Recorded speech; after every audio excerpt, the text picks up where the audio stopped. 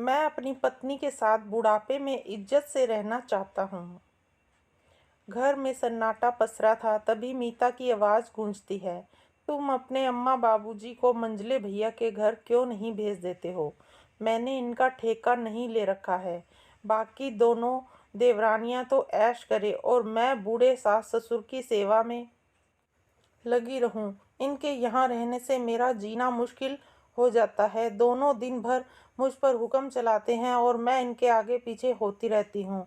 मुझे भी कुछ दिनों के लिए मुक्ति चाहिए और खर्च का तो कोई पार ही नहीं है। महीने भर का बजट बिगड़ जाता है। इनकी दवाइयाँ और फल सलाद कितने महंगे आते हैं। कभी जूस बनाकर दो, कभी काढ़ा बनाकर दो, यही काम करते रहो। पूरे घर का खाना भी बनाओ और फिर आपके बाबूजी के लिए अलग से खिचड़ी दलिया भी पकाओ। मैं क्या अपनी सारी उम्र इसी रसोई में गुजार दूं? मेरी अपनी कोई जिंदगी है भी या नहीं? अपनी पत्नी मीता की बातें सुनकर सुधीर खुद बड़ा बेचैन हो रहा था। एक तरफ उसे ऑफिस जाना था और दूसरी हर सुबह मीता की चिकचिक शुरू हो जाती थी। अम्मा बाबूजी जब भी यहाँ रहने आते थे वो बहुत चिड़चिड़ी हो जाती थी और उसका मूड भी उखड़ा सा रहता था। कभी वो बच्चों पर गुस्सा करती तो कभी अपने पति सुधीर पर चिल्लाती थी। वो अप्रत्यक्ष रूप से अपने सास ससुर को ही सुनाती थी। अब उनकी भी मजबूरी थी, वो भी आखिर कहाँ जाएं? उम्र हो चुकी थी, आय का कोई जरिया नहीं था। जिस बेटे बहू के घर रहने जाते थे वो ही उन्हें सुनाते रहते थे। दिन भर उन दोनों के लिए काटना मुश्किल हो जाता था। मीता की सास सरस्वती देवी को घुटने में दर्द रहता था और ससुर मनोहर जी को भी उठने बैठने में परेशानी होती थी। उन दोनों के घर में इसी तरह बैठे रहने से बहुएं चिढ़ सी जाती थी और अनाप शनाप कुछ भी बोलती रहती थी। दोनों दंपति मजबूर थे। अब बुढ़ापा आ गया तो क्या, खाने पीने को, पहनने को, जीने को दवाइयाँ भी चाहिए थी। उनका भी नंबर बंधा हुआ था। जिस बेटे के घर 4 महीने रहेंगे उनका पूरा खर्चा वो ही उठाएगा। अब मनोहर जी बैठे बैठे अखबार पढ़ लेते थे पर उनका चश्मा टूटे हुए 7 दिन हो गए थे, पर मीता चश्मा बनवाने नहीं दे रही थी, क्योंकि थोड़े ही दिनों बाद वो मंझले बेटे अनुभव के घर जाने वाले थे, तो वो ही चश्मा बनवा देगा। वैसे 4 महीने से ऊपर हो गए थे, इसलिए मीता झल्ला रही थी। मंझले बेटे अनुभव को घूमने जाना था तो वो चला गया और इधर सरस्वती देवी और मनोहर जी को रहते हुए 3 दिन ज़्यादा हो गए थे। सरस्वती देवी और मनोहर जी के 3 बेटे थे, सुधीर, अनुभव और गौरव। तीनों एक ही शहर में अपने अपने परिवारों के साथ रहते थे। दोनों ने मिलकर तीनों बेटों की अच्छे से परवरिश की, उन्हें बड़ा किया, उन्हें पढ़ाया। मनोहर जी की कोई सरकारी नौकरी तो थी नहीं, इसलिए प्राइवेट नौकरी में छोटे बड़े कर्ज लेकर बच्चों को अपने पैरों पर खड़ा कर ही दिया। उन्होंने अपने छोटे से घर में अपने माता पिता, पत्नी और तीनों बच्चों को अच्छे से रखा। वो दिन रात जी तोड़कर मेहनत करते ताकि परिवार चला सके। जैसे तैसे उन्होंने अपने माता पिता की भी सेवा की और बच्चों के भी सारे खर्चे उठाए। ये बात अलग थी कि इसी कारण वो अपने खुद का घर नहीं बना पाए थे। अपनी पूरी जिंदगी किराए के एक छोटे से घर में निकाल दी। अपनी सेविंग्स बच्चों की पढ़ाई और करियर में खर्च कर दी। उन्हें याद है जब बड़े बेटे सुधीर की नौकरी लगी थी तो उन्होंने आस पड़ोस में मिठाई बांटी थी। सुधीर की नौकरी लगते ही उसके लिए रिश्ते आने लगे। अच्छी सैलरी थी पर कोई भी लड़की वाला छोटे से घर में बेटी को नहीं देना चाहता था और सुधीर भी अब इस घर में नहीं रहना चाहता था। उसने कर्ज पर एक बड़ा फ्लैट बुक करवा लिया तो सब ने सोचा अब सब मिलकर उस बड़े से घर में रहेंगे। सुधीर की शादी हुई और वो अपनी पत्नी को लेकर अपने घर में चला गया। उसने किसी से कहा भी नहीं कि सब मेरे घर में रहने चलो।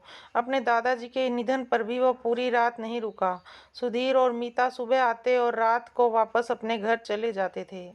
उसने घर खर्च देने पर भी हाथ खड़े कर दिए कि उसे फ्लैट की किश्त भी भरनी होती है और नई नई गृहस्थी में 100 खर्चे लगे ही रहते हैं। मंझले बेटे की अलग ही कहानी है। वो कॉलेज में सुनिधि से प्यार करता था और सुनिधि अपने परिवार में इकलौती बेटी थी। उसके पिता की शर्त थी कि मेरी बेटी उसी से शादी करेगी जो मेरे घर पर घर जवाई बनकर रहेगा। अनुभव ने अपनी नौकरी छोड़ दी और सुनिधि से शादी करके घर जवाई बन गया और अपने ससुर जी के साथ उनके बिजनेस में हाथ बटाने लगा। वो बिजनेस के सिलसिले में एक शहर से दूसरे शहर घूमने जाया करता था और अपनी पत्नी को भी साथ ले जाया करता था। मनोहर जी की माँ भी अब बीमार रहने लगी थी। उन्होंने सुधीर और अनुभव से मदद करने को कहा, पर दोनों ने हाथ खड़े कर दिए। सरस्वती जी ने अपने गहने बेचकर अपनी सास का इलाज करवाया, पर उन्हें बचाया न जा सका। तीसरा बेटा गौरव भी नौकरी के लिए कोशिश कर रहा था। उसकी भी नौकरी लग गई और बड़ी ही अच्छी कंपनी में लगी थी। अब मनोहर जी ने सोचा कि मेरे दिन फिर जाएंगे, पर वो भी अपने भाइयों के नक्शे कदम पर चलने लगा। जब दोनों बड़े भाइयों को अम्मा बाबूजी की चिंता नहीं, तो मैं क्यों करूं? उसने कुछ महीने नौकरी की थी। वहीं ऑफिस में काम करने वाली मेघा से उसने लव मैरिज कर ली। तीनों बेटे उन दोनों को अपने हाल पर छोड़ गए। बहुएं कभी वहां आकर रहना भी पसंद नहीं करती थी। मनोहर जी रिटायर हुए तो उन्हें जो पैसा मिला, तो उन्होंने अपना सारा अगला पिछला कर्ज जो लोगों से और बैंक से बच्चों की पढ़ाई और करियर के लिए लिया था, वो सब चुका दिया। उन्होंने तीनों बेटों को कहा कि अब हम दोनों, तुम तीनों की जिम्मेदारी है। तुम्हें अपने अम्मा बाबूजी का पूरी तरह से ख्याल रखना होगा। अब हमारे पास कुछ भी नहीं बचा है। सारा पैसा और गहने चले गए हैं, और ये मकान भी किराए का है। इसका किराया भी हम नहीं चुका सकते हैं। तीनों बेटे और बहुओं ने मिलकर निर्णय लिया कि अम्मा बाबूजी दोनों साथ में हर बेटे के घर 4 महीने रह लेंगे, और फिर 4 महीने बाद दूसरे और फिर तीसरे बेटे के घर पर रह लेंगे। सुधीर के घर रहते हुए उनको 4 महीने 4 दिन हो गए थे, पर अनुभव लेने नहीं आया। इसी बात पर मीता गुस्सा हो रही थी। खुद तो घूमने चले गए और मुसीबत हमारे यहाँ पर छोड़ गए। 4 दिन ऊपर हो गए हैं। अगर कल तक नहीं आएंगे तो मैं इन दोनों का खाना नहीं बनाऊंगी। बाहर से खाना मंगवाकर बिल अनुभव भैया को भेज दूंगी। बहू की इतनी कड़वी बातें सुनकर सरस्वती देवी की आंखें भर आई। सच है, माँ बाप बनकर हमने अपने तीनों बच्चों को कई सालों साल पाला संभाला, लेकिन ये तीनों मिलकर भी हम दोनों को संभाल नहीं पा रहे हैं। हाँ सरस्वती, हमारे पास पैसा नहीं है ना, जो था इन तीनों पर खर्च कर दिया, और ये तीनों अब हमें आंखें दिखाते हैं, हमसे ऊंचे स्वर में बात करते हैं। बहुएं 2 रोटी क्या देती है, ताने देकर सीना छलनी कर देती है। 4 दिन रह लो तो ये खर्चे गिना देती हैं। भगवान ऐसे नालायक बच्चे किसी को भी ना दे। और मनोहर जी एकदम चुप हो जाते हैं। 4 दिन बाद अनुभव दोनों को लेने आता है और अपने घर ले जाता है। अम्मा बाबूजी, आपके रहने की व्यवस्था घर के पीछे वाले कमरे में की है। आपको जो भी ज़रूरत हो बोल देना। अनुभव चला जाता है। सुबह शाम नौकर चाय पानी और खाना रख जाता था। सरस्वती देवी तो ये सोचकर आई थी कि अनुभव के बच्चों को गोदी में खिलाएगी, पर उसके बच्चों को तो आया संभालती है, और बहू सुनिधि अनुभव के साथ ही बिजनेस करती है। दोनों को पीछे वाले कमरे में से घर में आने की इजाज़त नहीं थी। अनुभव एक बार उन्हें पीछे कमरे में छोड़कर क्या गया, दोबारा आया ही नहीं, और सुनिधि अभी एक बार भी उनसे मिलने आशीर्वाद लेने नहीं आई। एक सुबह सरस्वती जी पीछे टहल रही थी कि उन्हें अपने पोते की झलक दिखाई दी। वो मोहवश घर के अंदर चली गई। आया उसे खिलाने की कोशिश कर रही थी, पर वो चुप नहीं हो रहा था। वो लगातार रोए जा रहा था। 9 महीने का बच्चा बोल भी कहाँ पाता है। उन्होंने उसे गोदी में लिया और उसकी नाभि पर हींग लगा दिया। वो चुप हो गया और हंसने लगा। वो उसका लाड दुलार करती रही। थोड़ी देर बाद बेटे बहू आए और आया का गुस्साया चेहरा देखकर आश्चर्यचकित रह गए। मैं यहाँ काम नहीं करूँगी। इन्होंने मेरा अपमान किया है और मेरे हाथ से बच्चा ले लिया। ये सुनते ही दोनों उसे मनाने लग गए। सुनिधि गुस्सा हो गई। आपने मेरा बच्चा हाथों में क्यों लिया? क्या पता आपके हाथ भी साफ है या नहीं? अनुभव कुछ ना बोला। सरस्वती देवी रोते हुए पिछले कमरे में आ गई। आज वो फूट फूट कर रोई। मनोहर जी ने रोका नहीं। तू रो ले, मन हल्का कर ले। ऐसे नालायक बेटों को जन्म देने का अफसोस मना ले। जैसे तैसे 4 महीने निकल गए। गौरव उन्हें लेने आ गया।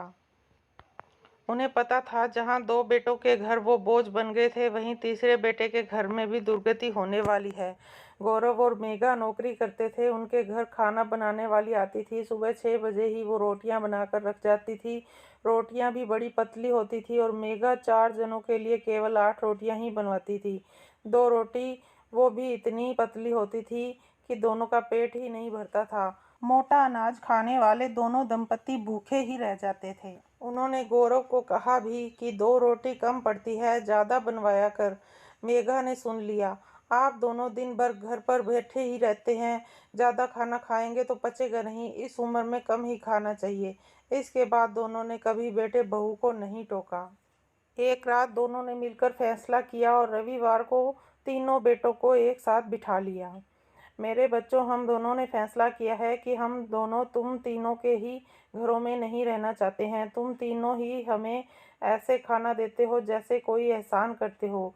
हमारे अंदर भी स्वाभिमान है, हम इज्जत की रोटी खाना चाहते हैं। तुम तीनों के घरों में हमारे साथ जो व्यवहार होता है वो हम और नहीं सहन कर सकते हैं। मैंने एक छोटे से किराए के घर में अपने माँ बाप के साथ तुम तीनों को अच्छे से पाला और अपने पैरों पर खड़ा कर दिया। जितना मुझसे हो सकता है मैंने किया, और तुम तीनों एहसान फरामोश माँ बाप को उनके हालातों से अकेला लड़ने के लिए छोड़ गए। तुम तीनों मिलकर हम दो को भी नहीं संभाल पा रहे हो। हमारे लिए तुम सबके पास ना तो समय है, ना मान सम्मान है, ना ही तुम हमसे प्यार करते हो। हम दोनों की अलग रहने की व्यवस्था कर दो, हमसे बहुओं की झिड़कियां रोज नहीं झेली जाती हैं। कहीं भी एक किराए का घर ले दो, उसके किराए की बिजली पानी राशन की व्यवस्था तुम तीनों मिलकर कर देना, और एक फुल टाइम मेड रखवा दो। जो भी खर्चा आए बराबर बांट लो, ताकि हम लोग अपना अंतिम समय इज्जत से बिता सकें। हमें रोज रोज अपमानित नहीं होना पड़े। 4 दिन किसी बेटे के ज़्यादा रुक जाएं तो 2 रोटी के लिए सुनना ना पड़े। तुम लोग नहीं मानोगे तो मैं कोर्ट में भरण पोषण के लिए अर्जी लगा दूंगा। मैं अपनी पत्नी के साथ बुढ़ापे में इज्जत से रहना चाहता हूँ। मनोहर जी की बातें सुनकर तीनों की नज़रें झुक गई। उन्होंने माफ़ी मांगी, पर मनोहर जी जिद पर अड़े रहे। तीनों बेटों ने वैसा ही किया जैसा मनोहर जी ने कहा। अब वो अपनी पत्नी के साथ इज्जत से एक छोटे से घर में फिर से रहने लगे। दोस्तों, उम्मीद करते हैं आपको यह कहानी ज़रूर पसंद आई होगी। अगर कहानी पसंद आए तो इस वीडियो को लाइक करिएगा और अपने दोस्तों के साथ भी शेयर ज़रूर करिएगा। चैनल पर नए हैं तो चैनल को सब्सक्राइब करिएगा, ताकि आगे भी आप हमारी नई नई कहानियों का आनंद उठा सकें। धन्यवाद।